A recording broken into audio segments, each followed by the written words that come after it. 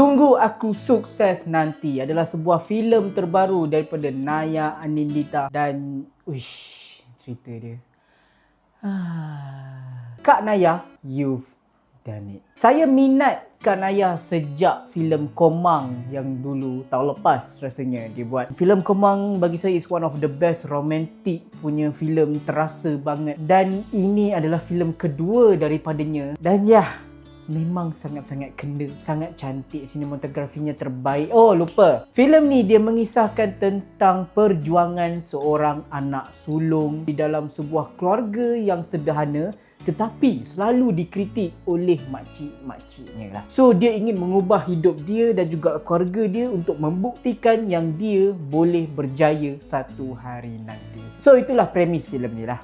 Okay, filem ni sangat-sangat best, sangat-sangat touching dan saya bagi filem ni sebanyak 9/10 bintang cantik.